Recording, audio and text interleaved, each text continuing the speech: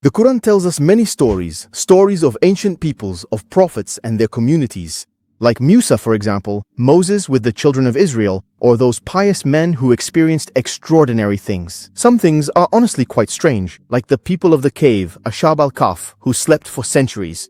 But alongside all of that, there are also much more mysterious characters that we have a hard time fully understanding.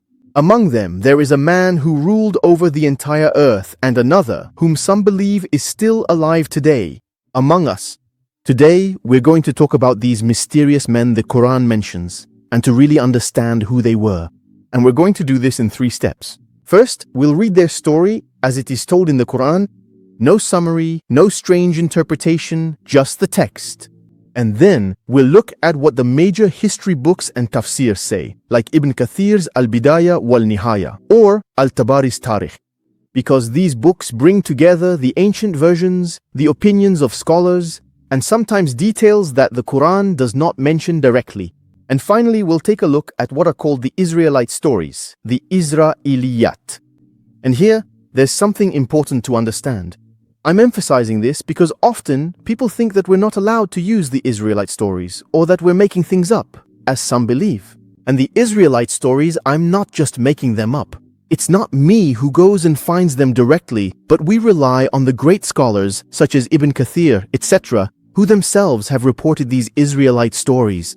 The Prophet, peace and blessings be upon him, himself gave us a rule about this. And he said, "Do not believe them, but do not deny them either." In other words, we can talk about them, but we remain cautious. We listen without affirming or denying. Thanks to these 3 sources, the Quran, reliable history books, and the Israelite stories, we'll be able to build a solid foundation. A clear vision to understand who these mysterious men mentioned in the Quran are. So settle in comfortably, make yourself a coffee or tea, whatever you prefer. Bismillah, let's get started. The first of these mysterious individuals mentioned in the Quran is a deeply pious and devoted servant. Furthermore, his story is explicitly mentioned within the verses of Surat Al-Kahf. That is the extent of the introduction. That's all the verse says. No name, no origin, just that. A servant with mercy and special knowledge granted by Allah. And his story begins with the Prophet, Musa, peace be upon him. One day he was sitting with the children of Israel.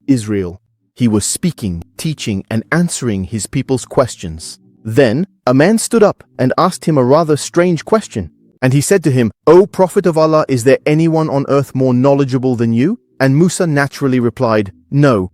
Basically, at that moment, Musa thought he was the most knowledgeable man on earth. Then Allah informed Musa and made him aware that, in reality, yes, there is indeed a man more knowledgeable than him.